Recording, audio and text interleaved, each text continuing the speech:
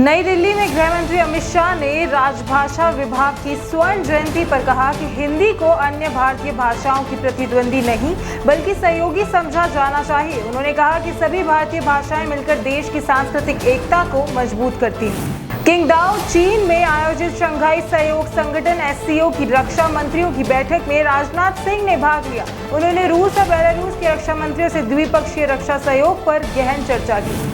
राष्ट्रपति द्रौपदी मुर्मू ने दिल्ली में sir Ganga Ram cancer centre का उद्घाटन किया और मरीजों से मुलाकात की। उन्होंने अस्पताल में भर्ती झारखंड के पूर्व मुख्यमंत्री शिबू सोरेन से भी मुलाकात की और उनका हाल जाना।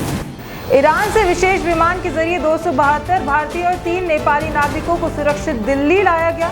MEA के प्रवक्ता रणधीर जायसवाल ने बताया कि अब तक ऑपरेशन सिंधु के तहत 3,426 भारतीयों की घर वापसी हो चुकी है। उत्तर प्रदेश के गाजियाबाद में मुख्यमंत्री योगी आदित्यनाथ और केंद्रीय मंत्री डॉक्टर जितेंद्र सिंह की उपस्थिति में CEL के स्वर्ण जयंती समारोह में ग्रीन डेटा सेंटर का शिलान्यास किया गया। ये परियोजना विकसित भारत के लक्ष्य की दिशा में एक महत्वपूर्ण कदम मानी जा रही है। उत्तराखंड के मुख्यमंत्री पुष्कर सिंह धामी ने सचिवालय में CM हेल्पलाइन 1905 की समीक्षा करते हुए अधिकारियों को जन शिकायतों का त्वरित और प्रभावी समाधान सुनिश्चित करने के निर्देश दिए।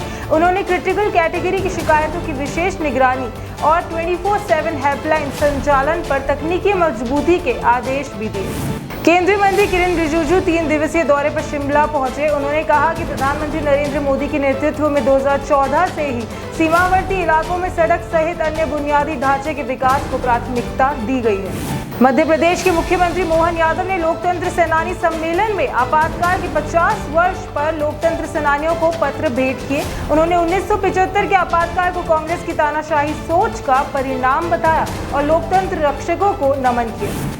इंटरनेशनल ड्रग्स विरोधी दिवस पर यमुना स्पोर्ट्स कॉम्प्लेक्स में आयोजित जागरूकता कार्यक्रम में दिल्ली की मुख्यमंत्री रेखा गुप्ता ने युवाओं को नशा छोड़ने और समाज को जागरूक करने का संकल्प दिलाया। कार्यक्रम में सांसद मनोज तिवारी समेत कई गणमान्य लोग भी उपस्थित रहे।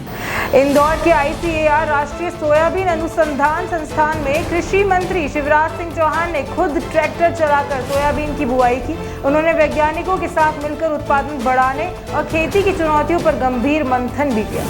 हरियाणा की आत्मीयता और अपनापन की संस्कृति ने हरियाणा के लाडवा के गांव में बच्चों की मुस्कान और युवाओं के जोश से भर दिया। हरियाणा के मुख्यमंत्री नायब सिंह सैनी ने बताया कि भाजपा सरकार प्रदेशवासियों की आशाओं को पूरा करने के लिए पूरी निष्ठा से काम कर रही है।